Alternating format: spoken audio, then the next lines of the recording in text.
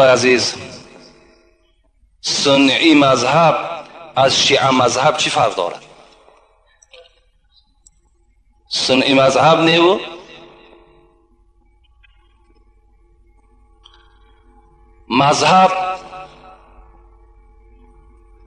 مذهب ما و شما که اهل سنت و الجماعه هست از شیعه مذهب به چی فرق میکنه؟ هر کسی که جانب قبله نماز میخواند خدا یکه و یگانه را میشناسد، پیغمبری او را بر حق میداند، همه اونا برادرای ما و شماست. هر جا که یک آدم خداگو باشد اون برادر ما و شماست. از شیعه مذهب ها در دشمنی کردن، دشمنی خدا کم است، با آنها دشمنی کنیم. میلش اگرچنده که تفاوت دارن، فرقیت دارن، نسبت صحابه پیغمبر ممکن تحقیرای دارن، لیکن برای ما و شما جدا کردن امروز اهل سنت از شیعه هیچ لازم هم نیست و در داخل این موضوع ما و شما هم کارم نکنیم.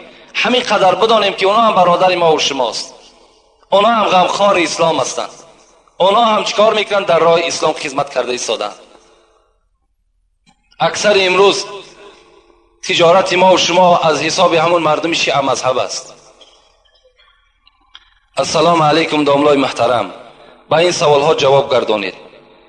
بالای سر مرد در وقت جان کندن زنی که یاسین را تواند خواندن مرد نباشد میتوان تلقین کند؟ میتواند البته. یعنی مردی که در حالت نزع جان است هیچ کسی نیست که یاسین بالای او بخواند. پیغمبر خدا را حدیث مبارکش است که شما در حالتی که نزع جان میشود یکی از برادر شما یاسین بخوانید. اگر نباشد مردی میتونیم که زنی که اگر یاسین میتواند بیاید تلقین همون مرده کند، با که ندارد، هیچ جای گناهش نیست. دویم سوال، زن میتواند مرغ را یا حیوان کلان را ذبح کند؟ به طریق اولا میتواند. زن برای زن کشتن مال گناه نیست، همه زنها میتونند کدام نماد حیوانی نباشد ذبح کنند. فقط برای ذبح چی لازم است؟ کاردی تیز باشد و بسم الله الله اکبر. بس از خواه مرد از خواه زن است میتواند کدام حیوانی نباشد البته ذبح کنند. زن شد گناهکار میشود. سلام علیکم داملا، خواهش التماس دارم درباره جادوگرها گپ زنید تا مردم ملا را از جادوگر فرق کنند که این جادوگرها دین اسلام را سیاه کرده خودشان را ملا می نامند. آنها یگان آدم را به اسلام به نماز دعوت نمی کنند. خیلی مادام هم باشد دیگر چی جای شهر دادن شد؟ وقتی که به ما و شما را به نماز دعوت نکنند، ما و شما را به مثال اسلام دعوت نکنند و خودشان هم ملا بگیرند، در صورتی که فعالبین جادوگر باشند و ملا هم نیست جادوگر هم نیست. فقط شما یک کلمه را فراموش نکنید. وقتی که در یگان کسی را جادوگری میکند بگین جادوگری کرد، ملاگی کرد. نه، این ملاگی از جادوگری فرق دارد. این جادوگر هم در دنیا و هم در آخرت روش سیاه است. اون نه ملا است نه جادو از دستش می آید.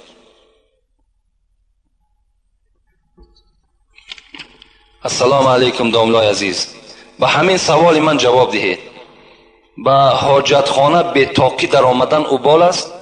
من به حاجتخانه در آمدم، مرا یک ملا جنگ کرد که بی‌طاقی نداره. راست میگه.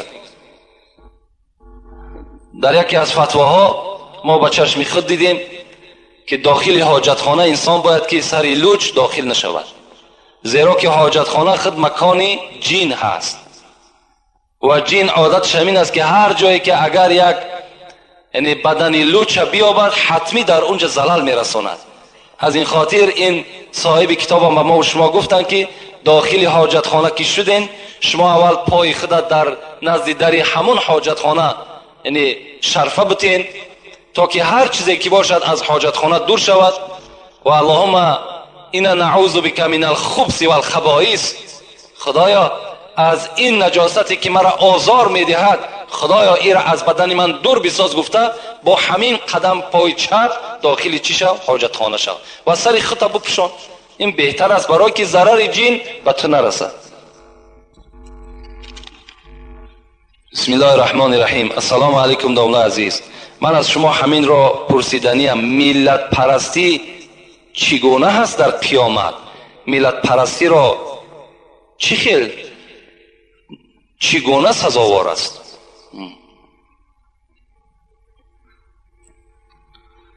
ملت پرستی در اسلام ما و شما نیست.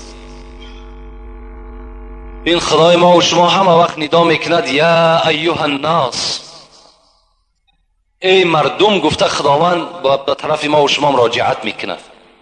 ملت در اسلام هیچ اهمیتی ندارد، خواه تاجیک است، خواه عرب است، خواه روس است، خواه امریکایی است، کسی نباشد اگر ایمانی بر خدا و ایمانی به قرآن داشته باشد او برادر ما و شماست.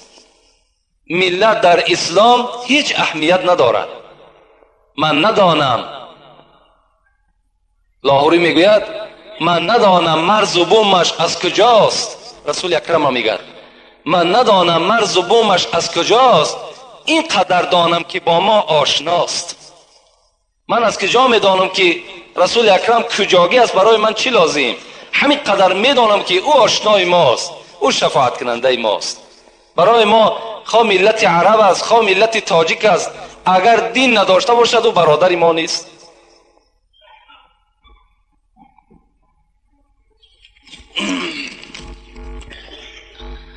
السلام علیکم داملای شیرین زبان. آیا چنین طلاق درست است؟ وقتی که زن حامله‌دار باشد و در بستر بیماری خواب باشد و شوهر به عصبانیت و به مجبوری والدین او را به یگان شاهد 3 طلاق میکند و زن با او سوال و جوابی نمیدهد، مرد از بیمارخانه برآمده میرود. یعنی یک مرد بوده است زنش در بیمارخانه خواب بوده است، پدر و مادرش مجبور کردن که همان زن طلاق کن. این جوان رفته است به حضور شاهد زن طلاق کرده است. البته طلاق می شود. در طلاق کردن شاهد شرط نیست، در نکاح کردن شاهد شرط است، لیکن در طلاق کردن شاهد شرط نیست. حتی اگر تو میتونی که به خط بنویسی که مثال با عائله خودت که من تو را 3 طلاق کردم، طلاق می شود. برای این در طلاق کردن هیچ وقت کوشش نکنید، سراسیمه نشین. طلاق کردن بسیار یک کار ناخوبی هست. رسول اکرم میگوید ابغض الحلال الی الله الطلاق، بدترین حلال ها به سوی خدا این طلاق است. هیچگاه طلاق نکنین. در طلاق کردن عرش الهی میگه در جنبش میدراید. هیچگاه هیچ پدر و مادر توصیه به طلاق نتین تا حد امکان. امروز ببین طلاق میتن، فردا میبینی که حاضر شدن پشیمان شدیم، نفهمیدیم، بعد از پای فتواکاوی میشوند، بعد دیگر ملاکاوی میشود. چی لازم یک زندگی حلال خطا و زندگی حرام چکار میکنی؟ البته آلوده میکنی. هیچ وقت به طلاق کردن شما سراسیمه نشین. یک سوال دیگر جواب میگیم به همین. السلام علیکم داملا. مرد به طلاق زن قسم خورد، گفت من به زنم خانه‌داری نکنم. به 3 طلاق زن قسم خورد. زن حیض دید. اگر به قسم میخوری که زنم 3 طلاق که فلان کار نکردم، در اصل کرده باشی، زن طلاق شده است. فرق ندارد. شما به زن طلاق قسم که خوردین، زنتون طلاق میشود. و چی لازم؟ قسم دیگر نیست، فقط باید همین زن طلاق ما و شما قسم بخوریم. فرق ندارد. او حیض میبیند، او زن حامله دار است، او زن بچه میزاید، یا 2 بچه میکند یا 3 بچه میکند، چند تایی بکند، طلاق است. لفظ طلاق گفتی زن طلاق میشود. دیگری بچه کردن او، حامله دار بدن او، حیض دیدن او، اینا هیچ به لفظ صریحی که از زبان ما و شما میبراید هیچ دیگر تاثیر ندارد. باز تاکید میکنم که دور باشین، طلاق نکنین. تا حد امکان غضب کنین. اگر یکی مبادا یگان کار یگان مهماتی برآمد، میلش یگان غضب و یگان کار مثال یگان آداب است، ادب دادن است، یا یگان کار دیگر پیشه کنین، لیکن طلاق نتین تا حد امکان. خدا عاقبت همه ما و شما را بخیر بسازد. از ثواب و ثمره این امر معروف و نهی از منکر. خدایا نامه اعمال ما و شما را پر از ثواب بسازد. مرادها و مطلوبهایی که در دل دارین خدای با فضل کرم خودش برآورده خیر بسازد. این برادری که در اینجا خیر کرده با امید آنی که در حق مادرشان دعا کنیم خدا مادرش رحمت و مغفرت گورش پر نور بسازد و فرزنداش خدا عمر درازی با برکاتی با توفیق نصیب روزی بسازد. ربنا افتح بیننا و بین قومنا بالحق و انت خیر الفاتحین برحمتک یا ارحم الراحمین. خیر احسان هایی که در اینجا شده است اینها را خدای مهربان به درگاهت مقبول بسازی و ماه مولود پیغمبر خداست. این بندگان خیر احسان کردگی را خدایا به شفاعت پیغمبرت موفق بسازی. ربنا افتح بیننا و بین قومنا بالحق و انت خیر الفاتحین برحمتک یا ارحم الراحمین. سوال هایی که باقی مانده است انشاءالله میبینیم جمعه آینده کنی و شاید به جمعه های آیندهش باز یک سوال جواب دیگر انشاءالله تشکیل میکنیم.